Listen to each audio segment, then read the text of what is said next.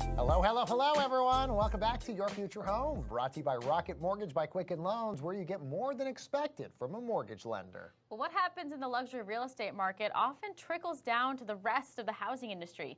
Joining us now to discuss what's happening in that luxury real estate market is Carol Staab. Carol, thanks for joining us here today. Pleasure to be here. So you have a monthly pulse report. So That's correct. How did the market do in September and any major trends that you saw? So what happened in September in the New York metro market is that we saw a dip in sales. And this was expected, actually, because in the second quarter, we saw a 37% increase in the number of sales in the $2 million to $5 million market.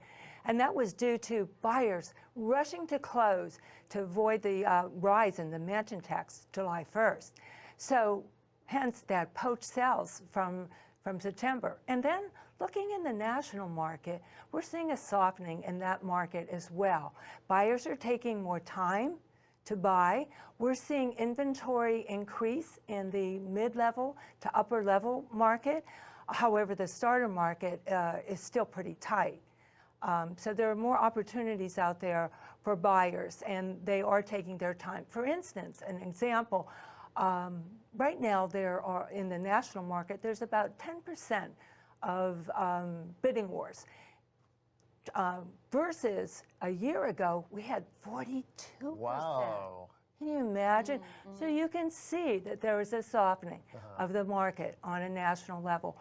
But it's a stable market due to we still have a strong economy and we have very favorable interest rates. One other area that's been pretty fascinating to watch has been the luxury home market as well. There's been so many homes that have been built, but now a lot of them aren't inhabited whatsoever. So there's this huge glut of them all on the market right now.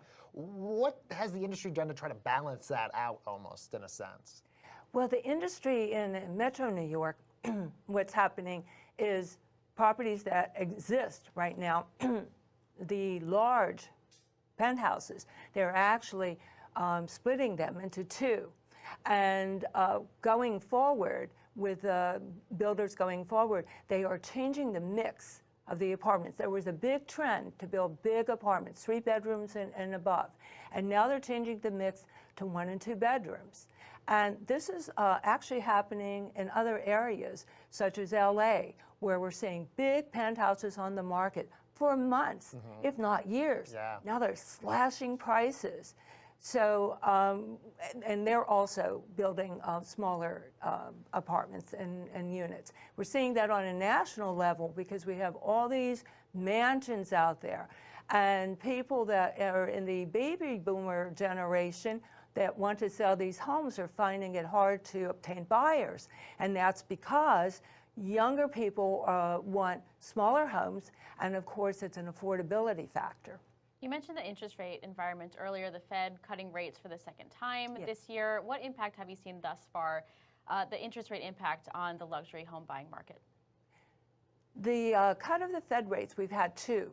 One recently and one just in August. And they don't really translate into reducing mortgage rates because those basically are fixed rates, except for the variable rates. It could have a little effect on that. As far as the luxury market, we find in the metro market, and I suspect in the national market as well, that people that are buying luxury price points, and we're talking about benchmark of $5 million and over, most of them pay cash for their homes. So we're not, the mortgage, the mortgage drop in the mortgage rates, that doesn't really make a difference or impact the luxury market. Well, let's look at the luxury market in Florida in particular, because I know that's one area that you've been really paying attention to. What have you learned from that area that kind of shows you what the general real estate market would look like? Because we know back in 2008, that was one area that was hit the hardest. That's right. And we're looking at the metro area of New York, and we see the impact in the luxury market here. And now I'm focusing and looking at what's happening in Miami, because in New York, we're told, oh, the reason that the luxury market is so impacted is because of all the taxes that were introduced, and we're under a siege, actually. So we say that impacted our market. But looking at Florida, that's Miami especially, that's a tax haven. And what's happened there, we've seen a big glut build up in luxury condos and even single-family homes. Now, Miami, their market, their buyers are mainly from South America.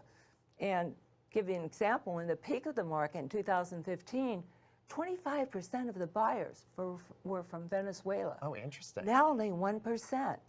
And then Brazilians make up a big portion of the buyers. So now we're not dependent on foreign buyers. And of course, the dollar is so strong, so the currency valuations are a lot weaker from these countries. So we're depending on the domestic market. But this is translating also in other luxury markets, such as LA, where we see a buildup of luxury properties, and they were highly dependent on the Chinese buyer. Yeah. And now with all the restrictions on the monetary side, that Chinese buyer market is really dried up. Yeah. Yes, yeah. Yes. A big change definitely in the foreign buying market. So we talked about September. Yes. What are you looking ahead for in October? In October, I think we can see a flat market. I think interest rates will stay favorable. And the reason prices will remain flat, number of sales will go down, and that's because of seasonality. As you know, the spring market and summer market are the highest number of sales. You know, that's the biggest market. Because that's when everybody wants to move. That's when everybody wants to move. That's when there's the highest level of inventory on the market. That said, those buyers that are out there, you know, in this market right now, this is a really good time to buy, because people are out there looking so much. And so those properties that didn't sell over the summer months are there and probably receiving price reductions, and you might be able to get a really good deal. Who doesn't want a good deal? Great That's advice. right. Yes. That's Carol right. Staab. Thank you so much for your time today. Thank you for having me. All right, don't go anywhere, guys. Coming up, water.